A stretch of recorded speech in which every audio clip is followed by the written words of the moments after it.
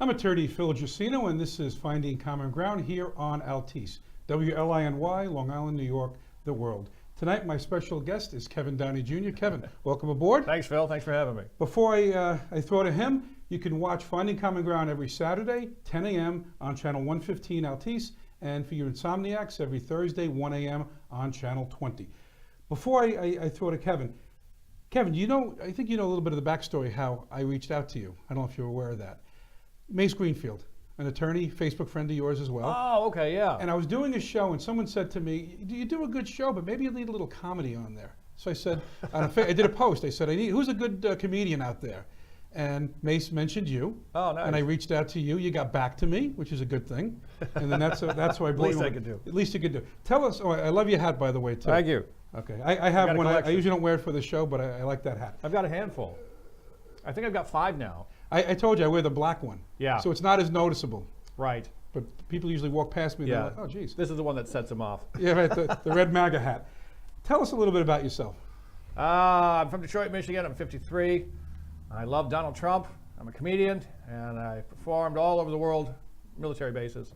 Oh, okay. I found some, I've been reading about World War II since the 4th grade, because I went to a Catholic school in Detroit, and 1st through 3rd grade, you could only go into 2 aisles of the library. So I went for 3 years when there's something in there they don't want me to read. And on the first day of 4th grade, I went through every book, and I thought, well, it's got to be these World War II books. Maybe they're graphic or something. So I started reading about World War II, and I just haven't stopped.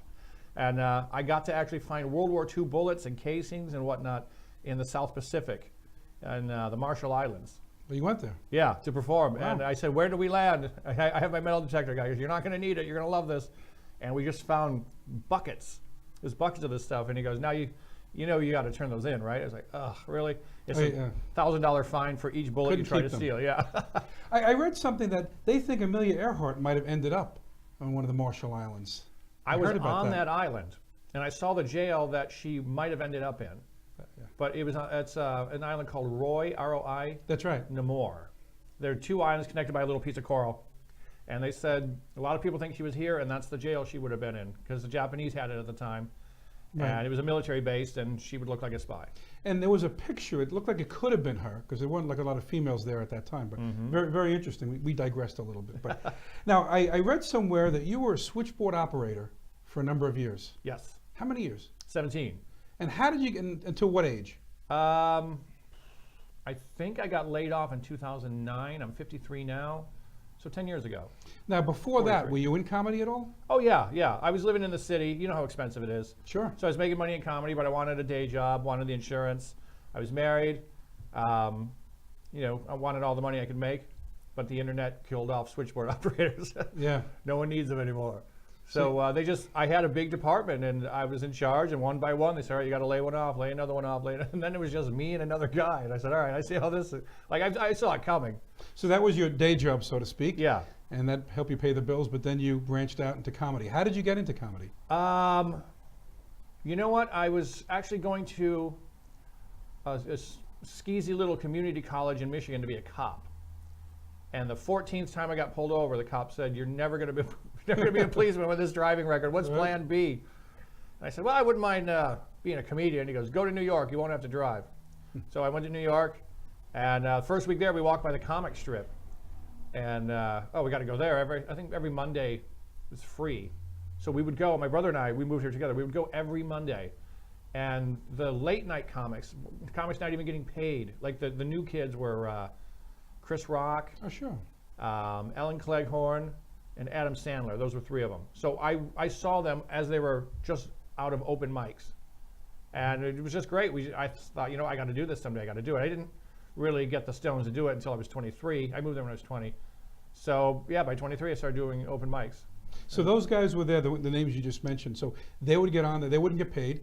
Right. They were just trying to, I guess, cut their teeth, so to speak. Yeah, they got passed at the club, but they weren't getting paid spots. That's how, like, if you go to the comic strip, you audition, you pass, they said, all right, you're going to do late night first.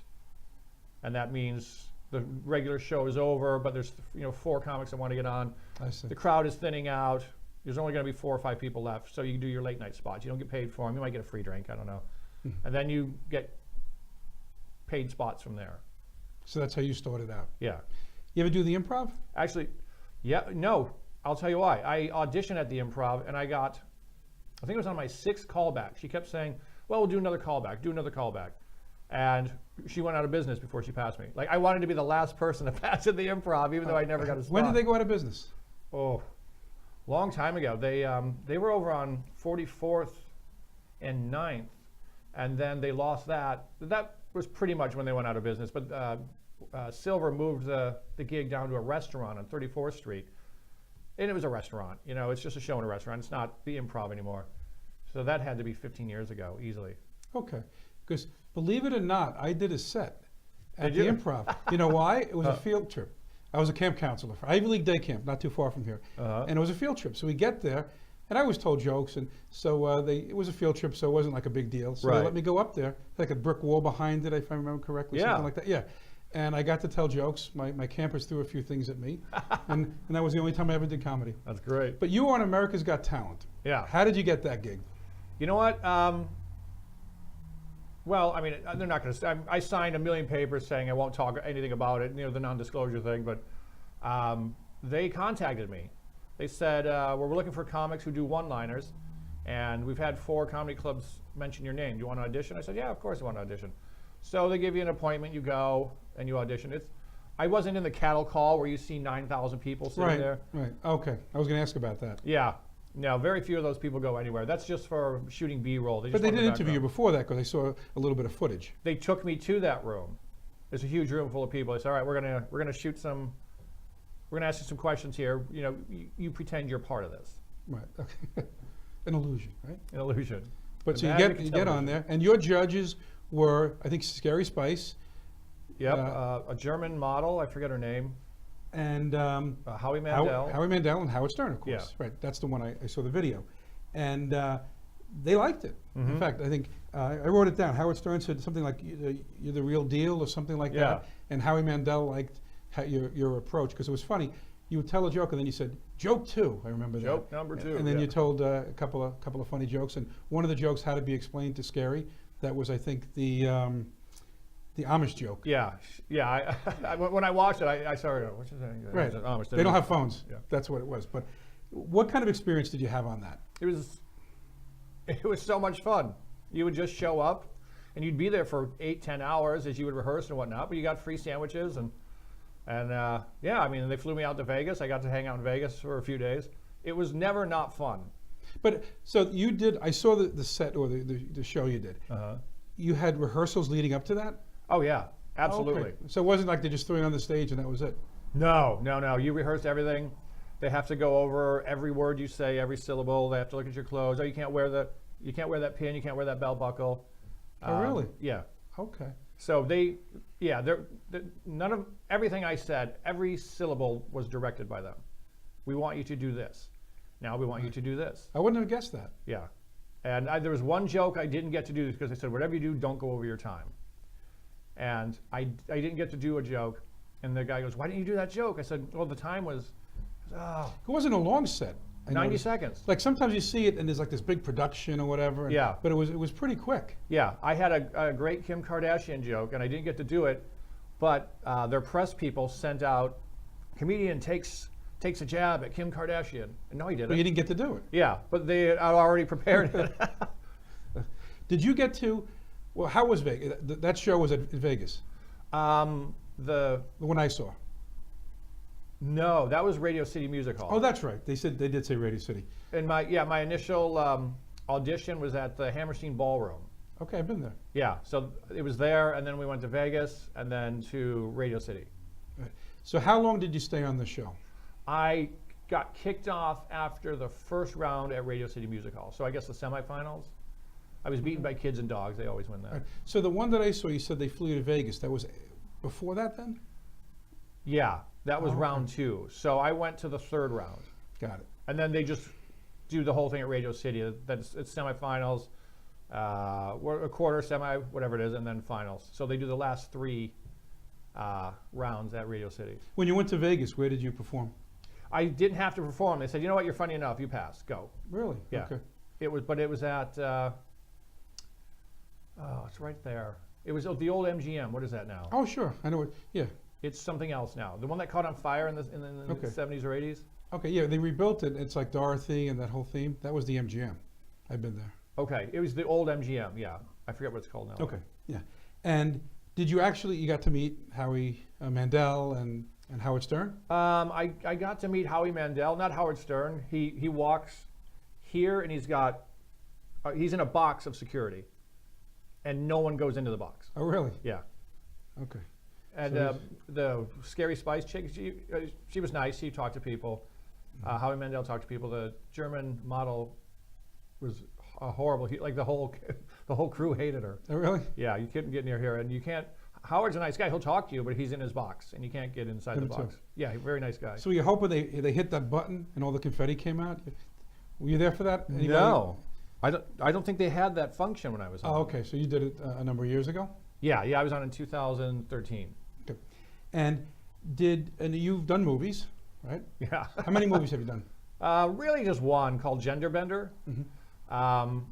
And that's out now. You can see that on, I think it's on Apple and iTunes. And Was that filmed on the island? Yeah, a bunch of Long Island comics are in it. And like I did some like background stuff in the 80s when I just moved to New York. 'Cause it was funny to Wasn't do. there a movie, I thought it said, I'm not gay, but don't stop? What was Oh that? no, that's a comedy video. Oh, okay. Just me doing stand-up. Okay. I wasn't sure.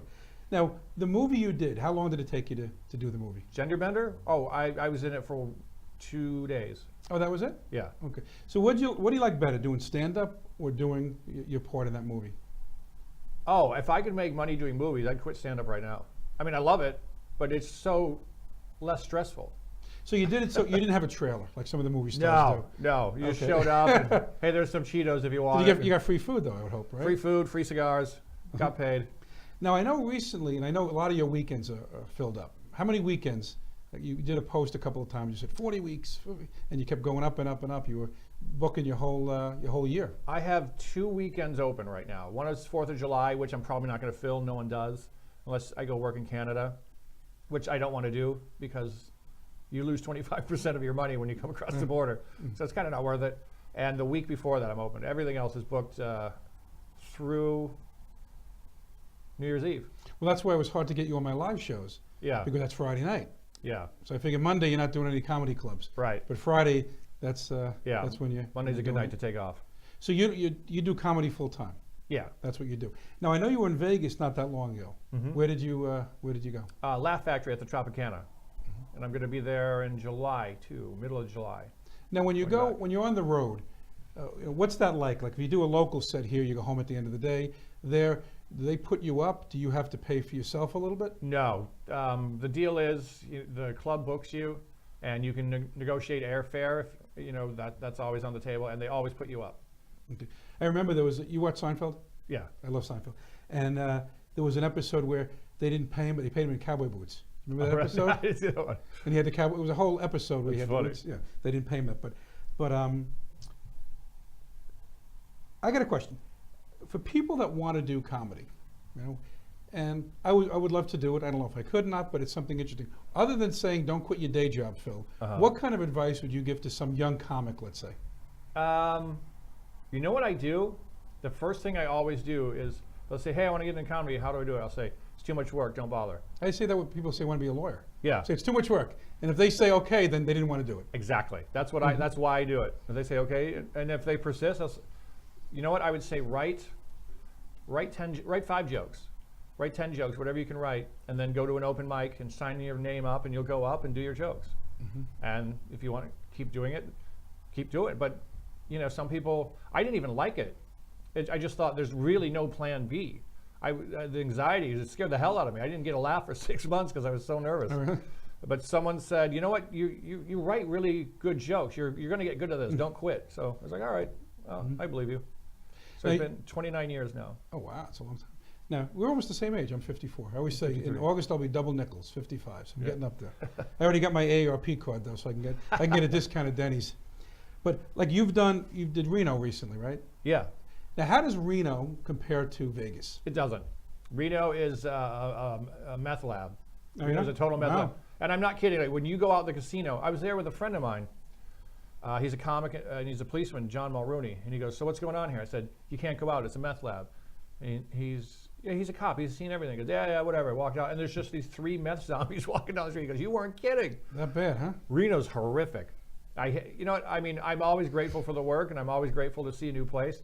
I've been like, if I never work Reno again, I'm okay. It's not Vegas. It's not even close to Vegas. Wow. It was snowing when I was there, and all the meth heads and the homeless people came into the casinos and started napping, and they didn't chase them out. They're like, all right, well. I would never guess that, really. Yeah.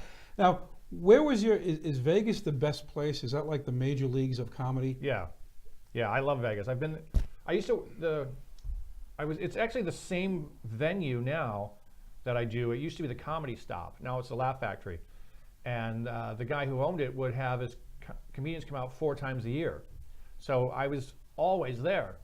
And I love it. It's my favorite place on the planet. My favorite bar is there. Tiki Room, Frankie's Tiki Room is the most beautiful tiki bar I've ever seen. And the shows are great because it's Vegas. Everyone's on vacation. Everyone's having a good time. Good time, sure. Yeah, I love it. I can't get there enough. You ever meet Penn and Teller? No, I did not. I did. In fact, in my office, I could show you. I met them.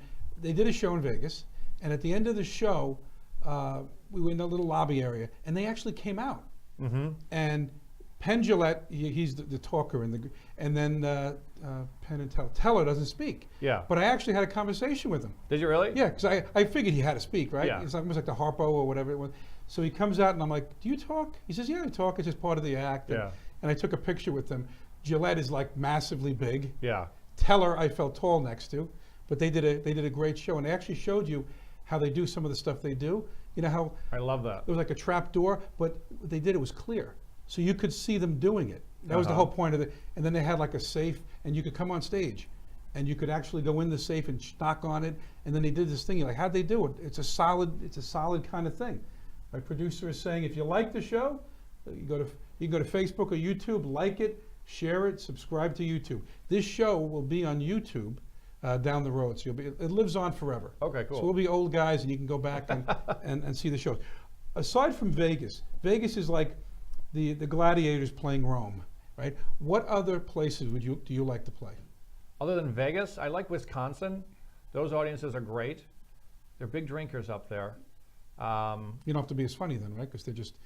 It's, you know what? It's also very cold, and I see this on military bases too. They're just grateful that you're there. Right. Because I used to work at Appleton, Wisconsin in January, and the snow doesn't stop them. These kids are just, hey, we're happy you're here. You get a good crowd when it snows that much? Yeah, they don't care. I was just in Tupper Lake, which is in the Adirondacks, and the big snowstorm coming, and we called. We said, are we going to cancel? Is this going to work? I goes, no, they're going to be here. They're just going to come on snowmobiles.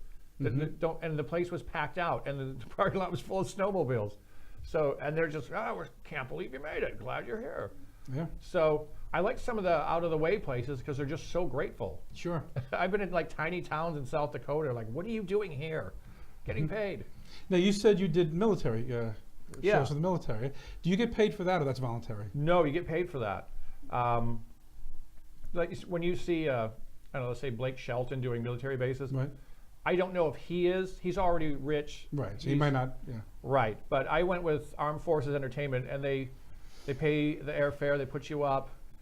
You eat in the mess halls with the soldiers, and you get paid, a daily amount, whatever it is. And that is actually, like, I would say I would take that over Vegas because I got to see the world. I've been to the Azore Islands. Wow. Like, I didn't even know where they were until I went there. It's easy to get to. You go to Europe and come halfway And that was back. military? Yeah. That was a military gig? Now, they appreciative, I guess? Very much, They yeah. want entertainment. And if you can't send someone like Marilyn Monroe, remember that, Yeah. years ago she would, or Bob Hope, he was another guy that did a lot of these shows. Yeah. But when you do you do that with other comedians, singers, other entertainers? I've only done tours with other comics. There'll usually be 4 or 5 of us, and everyone will do 20 to 22 minutes.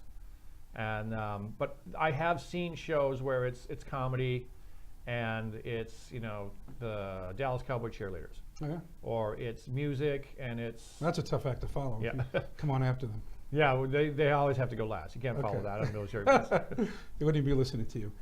Now, where do you get your material? I would say 95% of it, I'll just think, hey, you know what's funny? Dead hooker in the trunk of my car. I can work with that. Now, how did she get there? And then I'll just write the joke. I'll usually write the punchline first and then look for the setup. If that makes sense. Just find something funny that works for what I do. Now you're more one. Is it fair to say you're more one-liners? Yeah. Than like some comedians will be funny. They'll just talk about, oh, it's my wife, and they'll go on to this whole big thing of like a day in the life. But I noticed that you're more funny joke, punchline, move on to the next one. I did that out of fear because I was so afraid of being on stage and hearing silence. So I said, I just got to get to the joke as soon as possible. And I was a big Rodney Dangerfield was fan. great. Big Rodney fan and a big Stephen Wright fan. So it just made sense that Stephen Wright's funny. I would go with the one-liners, but it was basically out of fear of silence. Don Rickles. Loved him. Oh my God.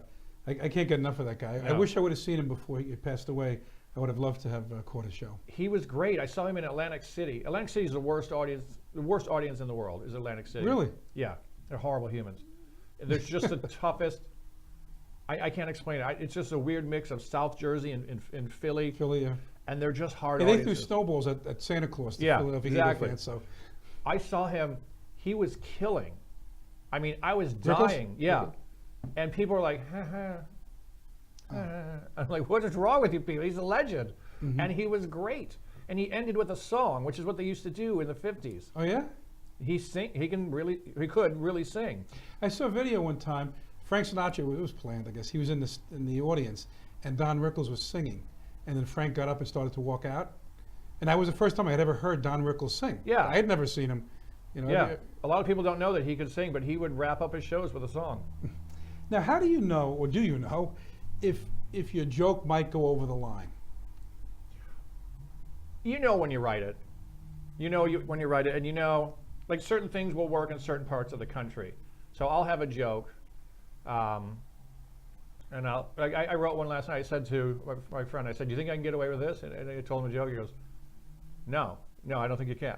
But you got to know your audience. Right. What I like to do is I like to not pressure them, but sort of entice them into laughing at sicker and sicker jokes as I go on. Pushing the envelope, so to speak. Right.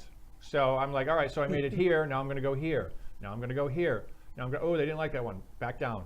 And so there's certain jokes I say, all right, I can't do these because they didn't laugh at that one. Have you ever told a joke in a setting that got you into some hot water?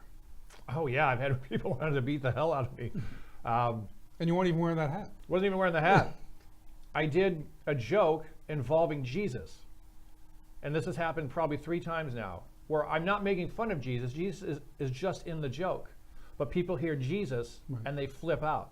I've had people walk out screaming, "You do not make fun of Jesus." I'm like, well, if you listen to the joke, I made fun of myself. Jesus was just part of the, you do not. If people kick your ass.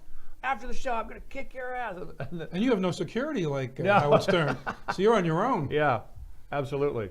But not lately, but yeah, I've had people walk out. I've had people threaten to beat me up. Some guy sitting at State College, Pennsylvania, just sitting there going,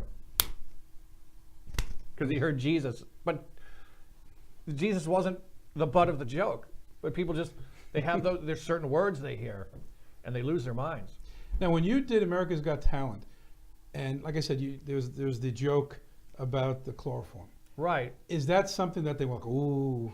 So the joke is, I bought this new cologne, one whiff, women can't say no. It's called chloroform. Killed for 10 years. And I always thought, I'm shocked I get away with this. And then I did it on America's Got Talent. They approved it. And I probably got 80 tweets going, NBC just put a rapist on TV. You're a rapist. And people go, Kevin, you know you're a rapist, right? And I went in the next day, because we were shooting, or maybe 2 days later, we were shooting the, like who's going to stay, who gets kicked off. I saw my producer, I go, get any nasty emails lately? He's like, oh my God. Yes, we have tons, we have hundreds. So that's what I knew. I was like, all right, I'm getting kicked off. This is it. Now, when you got kicked off, do you know what, like after your act, they judge you and they say you're not going on to the next step? What they did was, we performed on a Tuesday, then we went back on Wednesday or Thursday, I forget. And the whole episode is who's going to advance, who isn't. So they bang out an hour on that. So we didn't know. We had to go there, and they're like, all right, you're out, go. Or, all right, you advance, go. I see. Quick word association. that blackface scandal, right, with the Virginia and all that. And I always said, my opinion is it's something you shouldn't do. It's insensitive. I don't think it automatically means you're racist. I don't believe that. And again, I would never do blackface, and Right. I think it's insensitive, and it's probably not too bright, especially nowadays. Yeah. Especially if you want to be a politician. Yeah. Not exactly, But meanwhile, all these comedians do it, or in the past they've done it. Oh yeah, I mean, and remember, like the guy from Virginia, he did that. Well, for Medical school. He was in medical school. yeah. Not a kid. Right, but it was still 25 years ago. In Just Virginia, came out now. Right, in Virginia, where things were. I'm not saying it was right then, but it was what it was then. So, and I love that he went to a medical school that actually looked at the picture and goes, "Yeah, this one's all right for the yearbook. Let's put this in."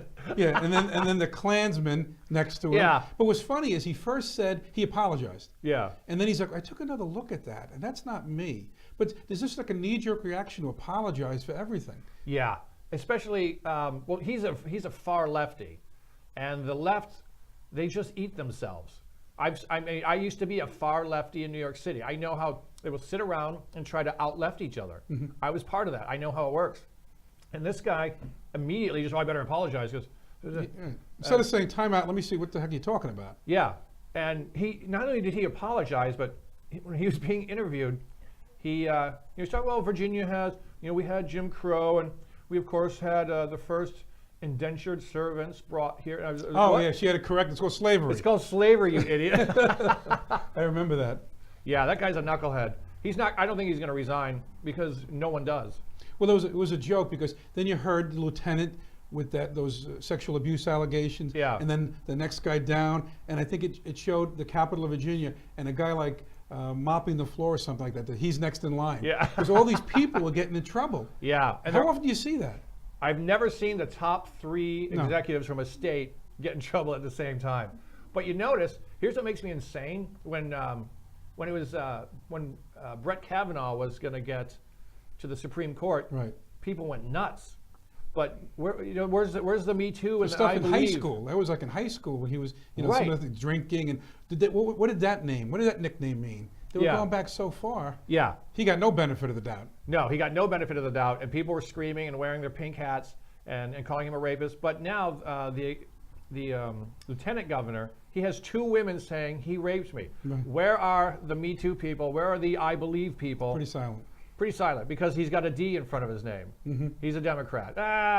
Democrat rape's okay. Yeah. We're fine with that. He's one of us. That makes me insane. Just the hypocrisy of it all. And friends argue with me. He's a Republican. Brett Kavanaugh's a rapist. And now I'm like, well, what about your guy? Right?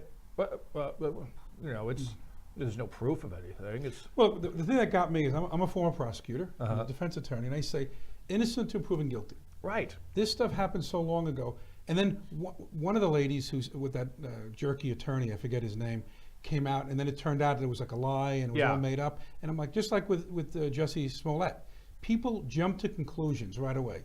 And instead of taking a step back, like I didn't say anything, I said, let me hear how the investigation goes. Yeah. And all those people that came out, and it's a lynching, and if it was, obviously it would be a bad thing. Yeah. But find out what's going on first. Yeah. And people, they don't like to do that. I love that the media jumped on the teenage white kid with the MAGA hat. Oh yeah, until the other videos came out. Yeah, but they were so quick to jump on him. But now that everyone knows that Jussie Smollett lied, everyone knows it. No one is saying it, except for, you'll hear it on Fox. Mm-hmm. But I was listening to 1010 Wins on the way out. They haven't used the word hoax yet.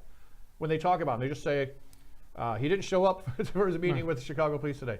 They never mentioned that he paid those guys and they rehearsed it. They never mentioned it. Well, the police came forward. They could have been on a little stronger, but they said he's not a victim.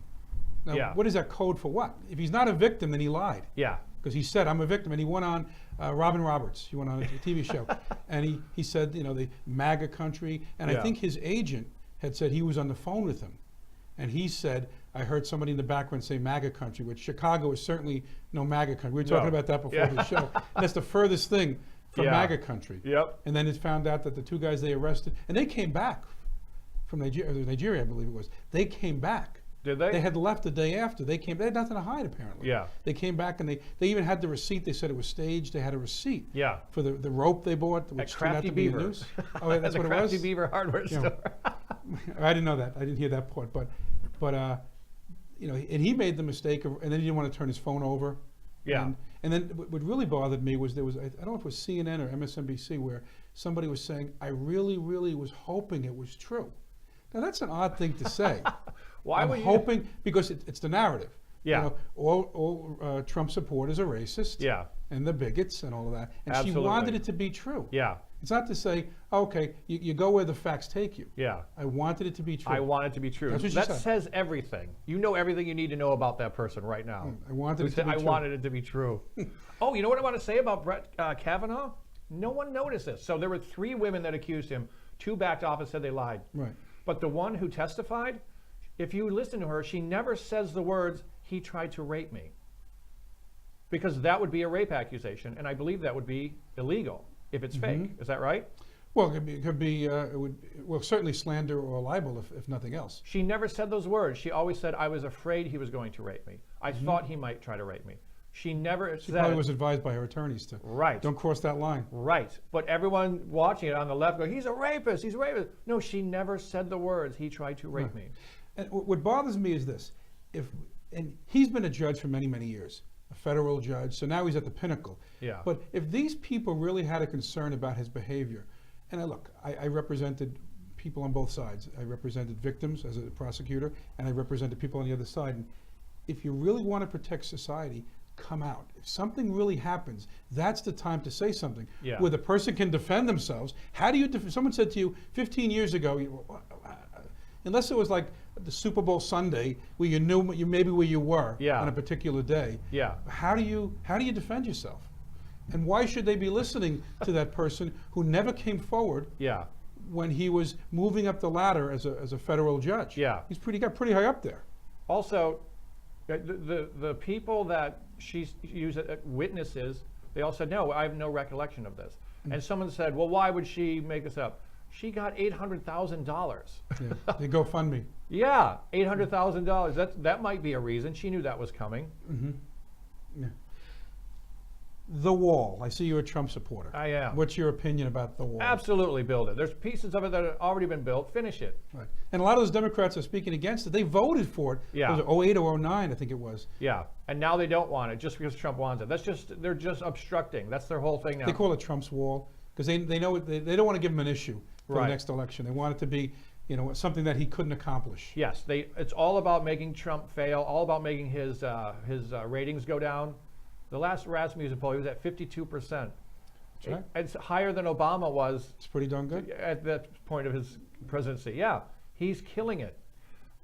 During the election, I would travel and do shows, and I would ask audiences.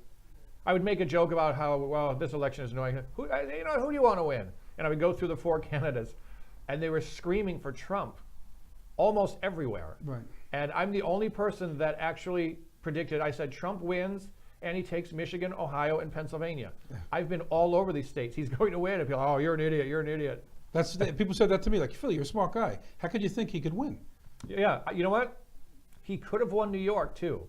Because I asked that. I did my little poll in Nassau County 11 times. And 10 times the place went nuts for Trump. And once Hillary got more. But that's Long Island, though.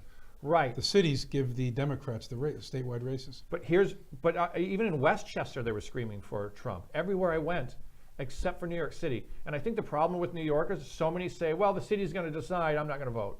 But there are enough people in upstate and in Long Island that if everyone voted, he could have won. The city centers are very, very Democratic. Well, look at Cuomo. Yeah. He's such an idiot. Yeah, when you get a Republican in the statewide races, like that's pretty. Look, D'Amato, I think, was the last senator. That was Republican. We have Gillibrand. And Chucky, as Trump would say, Chuck. Oh, I hate him. My God, do I hate Schumer. But in the statewide races, it's very, very hard. Yeah, I don't think New York's going to have a Republican senator unless someone. I mean, I don't know. I just think it's too. I think New York is gone. Well, New York is so far left when they elect AOC. Yeah. Alexandria Ocasio-Cortez. Now, that person is so out of her element. Yeah. She said something so dumb the other day. She was gloating that she had helped chase Amazon. Yeah. 25,000 jobs, all at 100 grand or more. And that's 25,000 people getting lunch every day. Right. It's 25,000 people Oh going, my hey, you God. want to get a That was beer a big after work? loss. A major, and she's gloating about it. And she goes, well, we just saved $3 billion. We can use that on teachers. Yeah. And no, you didn't. Even other Democrats are like, what did you do? Yeah, it's $3 billion in tax breaks over 10 years. They weren't giving Amazon $3 billion from their bank account. Right. And she's like, oh, we just saved $3 billion. We can spend that on infrastructure.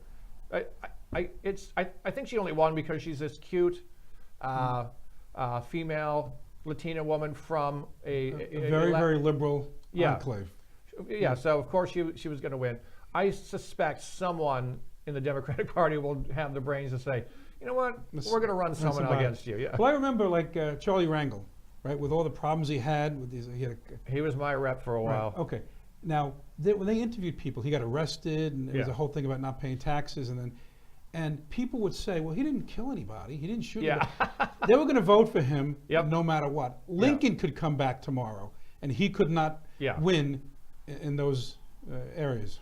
I think people vote for different people vote not on issues or on personality. They're just people. I mean, I know people that when Obama was running, they said, oh, I'm going to vote for Obama. And I said, well, which of his issues do you like? And they would go, yeah, I don't know. He's black. We'll have the first black president. I go, all right. And I watched, we watched, they took the nomination from Hillary. Because in the world of the politically correct, you go, oh, white woman, black guy, oh, we're going to go black guy. And I mean, that Hillary would have been the first female president. She was going to win that. And I think she knows that, and she'll never be president now. It's over. But I think people just have their identity, I vote on identity politics. Right. That guy's Irish, I'm Irish. I'm voting for that guy. Mm-hmm. Well, look, a lot of times these are popularity contests when you think about it. Like, Yeah. who do you want to have a beer with? I like that guy. Yep. And he's more friendlier than this guy. But that's what happens a lot. But I remember I watched, I think it was, I shared a post, and they talked to millennials, and they were saying issues that Trump favored, but they were saying it was Hillary. Yeah. You know what I mean? Yep. So, oh, yeah. And then he would do like the opposite. And they really didn't understand, well, not everybody, but they didn't understand a lot of the issues. And it was more, I want Hillary to win. I want a woman. That's why so many of them were crying Yeah. at the election night. And they, Yeah. they couldn't believe it. And even the beginning of the night started out okay for her. Do you ever see the picture or the video of Bill and Chelsea coming in and hugging her because they thought they were going to win? Uh-huh. And all of a sudden, it just started to change. And you ever see the video where the people are sitting around and like, oh my God, he just won this, he just won that. And he's like, oh my God, this is now. Then the odds shifted. Remember? Yeah. Now it's like, all right, he's 60% for Trump. It didn't start the night out. Didn't start out that way. Yeah. The best part about that, you can see like these tapes of the CNN commentators who Yes. start off very cocky. Oh, look, Hillary won. And then it gets down to, well, if Hillary takes Guam, she might have a shot here. And they said, oh my, and it was first like, all right, it's not going to be a landslide for Hillary. Yeah. And then before you know it, it's like, oh my God, I just hope now she's got to win this state. Yeah. And then I remember I played baseball and I was in a tournament in Florida and we played 5 teams from Ohio. Now, Ohio is a Republican, you got to win Ohio. Mm-hmm. And I would talk to them and everyone there, and I understand these are athletes, so maybe they may be a little more Republican than Democrat, but everyone there said Trump is going to win Ohio. No question. Yep. And then when I was in Florida, I drove around, a lot of Trump signs. This Yep. was in 16. A lot of Trump signs. It's funny. The only time I saw Hillary, I went to like Sanibel Island, and it was like this mansion. Mm-hmm. And I drove by it and had a Hillary sign. Yeah. So I said, all right, if he takes Florida, and then Hillary, I don't think went to Wisconsin near the end or something like that, Mm-hmm. Michigan, and because I was doing FM radio at the time. And I would say, Trump's going to win. And people would be like, what? How could? And then with the Billy Bush thing, with the grab him by the you know what, Yeah. and that came out. And then after he did okay, I'm like, he even said it himself. I could shoot somebody. He knows. He's great. I love him. You talk about Teflon. I've never Yeah. seen somebody withstand. And now I feel better now because it's almost like a blessing that the House went to the Democrats. You think about it politically, because now he has something to run against. And now all the people that are running, you talk about Booker and Warren and all of that, they're all so far left. Yeah. You know who I personally think has the best shot of winning? The former VP, Joe Biden, I think he does too. because he's more moderate. Right. Now he's older, but he's more moderate. Now will he beat Trump? I don't know, but I think the other ones are going to have a tough time now coming more to the middle because they're so universal basic income, free this, free this, free. Oh, and what really gets me is some of the people on Facebook. They're like, no Democrat wants open borders. You ever hear Beto O'Rourke? You ever hear Gillibrand? They're saying, yeah, we have no problem tearing down the wall. You tear down the walls. What is that? Yeah. Open borders. Open borders. What you're saying, because Beto O'Rourke is. I love that he's Beto because that sounds a little more Hispanic. Might get him a vote. What a dope. What a dope. He said I would tear down all those. Right. And to me, that's open borders. Absolutely, it is. And I said, I did a post. You might have seen it. I said, if you're for open borders, say it. I can respect that rather than saying I'm a racist because I want border security. Yeah. That makes me a racist. Argue that walls don't work to the extent that maybe they should. Right. But that's a legal, that's an argument. Right. Calling me a racist or saying it's immoral. Yeah. Meanwhile, that same Virginia guy they were mad at him for blackface, he said, well, if the baby's born, then we'll have a conversation. Yeah. And I'm a former prosecutor. I think that's called murder. Yeah. Right? But they didn't even criticize him for that. No. It was the blackface 20, 30 years ago. Yeah. That's why they went heavy after him. Now, do you think the blackface thing was conjured up so that he wouldn't have to face the let's kill the baby? As a distraction? Yeah. You never know. I've wondered that. That's an interesting take. Socialism. That's horrible. I mean, look at Venezuela. Look at where they were and what they have become. But those oil reserves, that should never have happened. Never, no way. That never should have happened. I think when you have someone like Ocasio-Cortez say, well, we'll have money for people that are unable, and she actually says unwilling to work. Yeah. One of her people said she didn't say that, but he had to come back later and say she did. Yeah. Unwilling. Look, we all agree a safety net.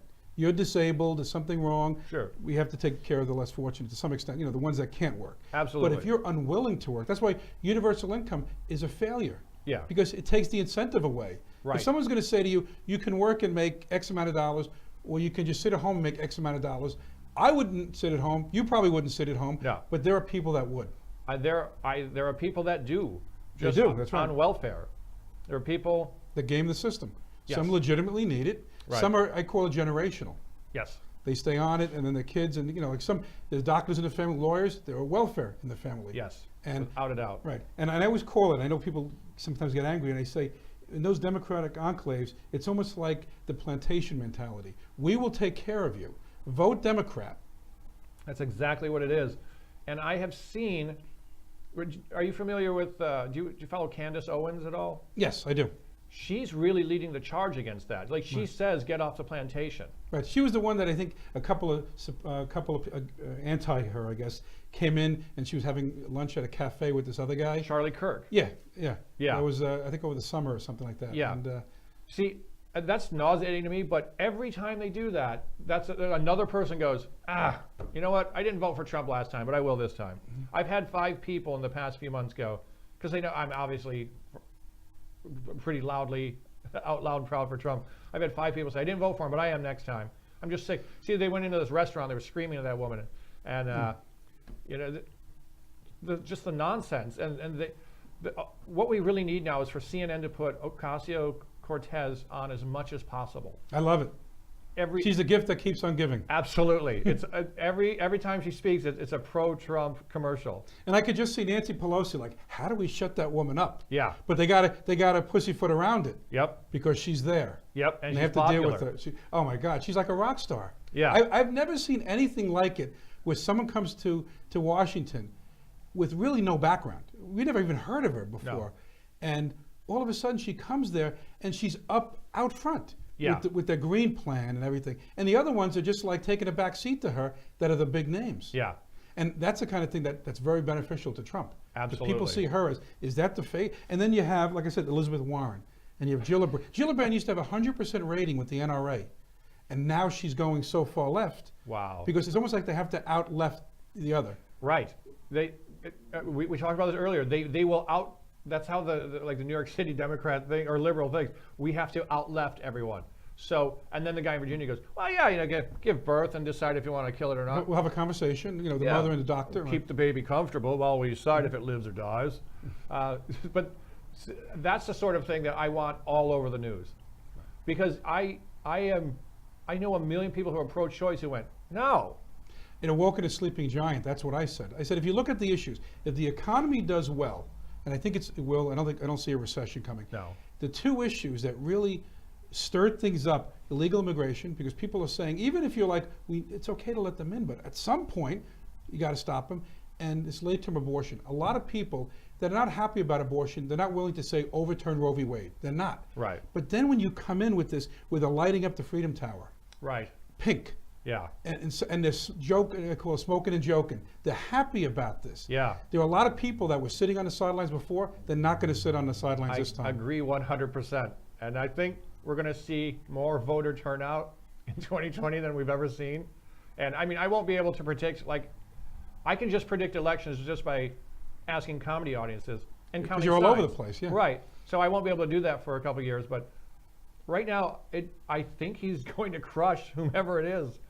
In like, who did Reagan just beat up on? Mondale, Yes. 49 states. Yeah. Mondale won Minnesota. Yeah, we might have something like that. I even. thought about it. I don't want to jinx him, but I thought about something like that. I know nowadays it's very hard for a Republican to win California Yes. and New York because they're so far left. Reagan did it. Yep. He did it. He got them both. And I think he was one of the last ones to win both. Mm-hmm. Republican. So one I think won California and New York, but they're so far left out there. Yeah, those states could be gone.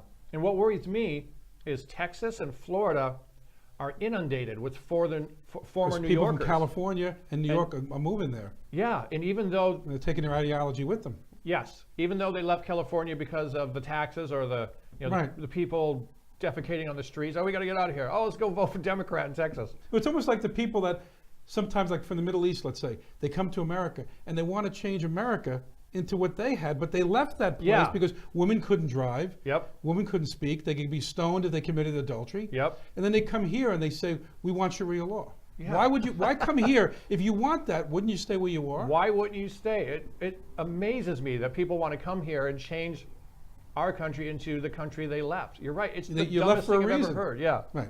I always say, like, the people, the caravans, they're not going to Venezuela. Yeah. They're going north. Yeah. And then some of them, they could go into Texas. They want to go to California, a bigger basket of goodies. Yep. So they keep going, even if they have to pass through Tijuana, they don't care. Right. That's where they want to end up. Elizabeth Warren. I'm just embarrassed for anyone that still votes for Elizabeth Warren. I mean, the whole, But she is a woman of color, you know that. yeah, she's is it 1,024th? Oh, I'm 11% Native American. You believe that? And I don't tout it. You know, I didn't put it on. I didn't know about it until recently. But I'm like, I always joke around. I say, I went to Fordham Law. If I knew I was 11%, I might have got into Harvard. Yeah. She did. You know, She she was did. able to teach at Harvard. Yeah. And I think Fordham University even did an article, and it said she's a woman of color. There was the Stanford dean now at the law school. It shows a picture. She is like 4 shades whiter than me. Yeah. And it says, she has a Spanish surname. Yeah. And it says a woman of color. If we want to get past that, we got to stop looking at people's color.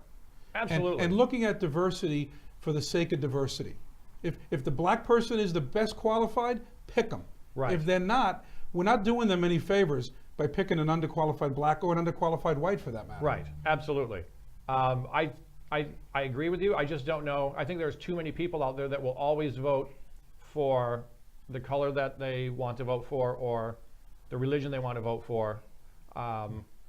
What's her face from? I think her last name is Omar from Minnesota, a rep. Was she the one who just announced it was snowing? Is that the one? Or was I didn't see that. But she's there's some anti-Semitism in her background. Mm-hmm. And someone said, there's no way she would have been elected before until Obama brought in 70,000 Somalis or Somalians and moved them all to the same district. Now, I get that people live in neighborhoods. Right. I certainly get that. But was this planned? It could have been, but Michigan and Minnesota has a lot of those population to that, and that's why there's a lady that's one of the freshman class. She's pretty anti-Semitic. Yeah. You know, she said about Chase the Benjamins and all that, and Yeah. she tried to take a step back, but she didn't. And I'm like, if you're a Jewish person, that's the Democrat Party. Yes. Maybe not all of them, but even Obama wasn't. I wouldn't call him pro-Israel. Absolutely And then not. when Israel came here, when Netanyahu came here, who let him speak? Yeah. It was the Republicans. The Democrats didn't even show up. No. And I'm like, why is that? That's the only democracy in that part of the world. Yep. Why don't we support them more? Absolutely. But I don't know how, because the Democrats are supposedly, you know, against bigotry, but how are you suddenly okay with being anti-Semitic? That is a clear-cut form of bigotry. Right. And why doesn't MSNBC and CNN really jump on that and say, how could you even hold that office if you feel that way about a segment of our society? Because CNN is just part of, I think, just another arm of the Democratic Party. I've seen them, I've watched them lie just to get the narrative out there and keep it out there. And they'll never, I think they're at like 93% anti-Trump coverage. I could imagine, yeah. They were the worst, and Fox was 52%. Fox is more balanced. I know Fox 52-48, leans yeah. right, there's no question. But they bring on a lot of people that are on the left. Oh yeah, Makes Shepard it more- Smith hates Trump. Oh. And he's on every day. Yeah. And you know, they had, forget the name of the guy, heavyset guy with the suspenders. He used to be on the Five. Oh yeah. Yeah, I think he passed away, but he was in fact, he even said, it's over. He's the guy that said, when the Billy Bush tape came Yeah. out, it's over. Yeah. And they showed that over. We got to kind of wrap things up very quickly. What's your next gig? I'm going to be at the Comedy Works in Saratoga Springs this weekend, February 21, 22, 23, or 22, 23, 24, whatever the weekend is, Thursday, Friday, Saturday. Okay, good. And I really enjoy. You know what I got to do? I got to bring you on my live show. Where Sure. No holds barred. All right. We can push the envelope, and you can tell some of those jokes that might not be good for Perfect. the audience here. But I really want to thank you for coming on. Thanks for having me, I Phil. really appreciate it. You take care. Thank you very much. Thank you for watching. Again, this show will be seen eventually on YouTube. So like it, share it, and subscribe. WLINY Internet Radio. Take care.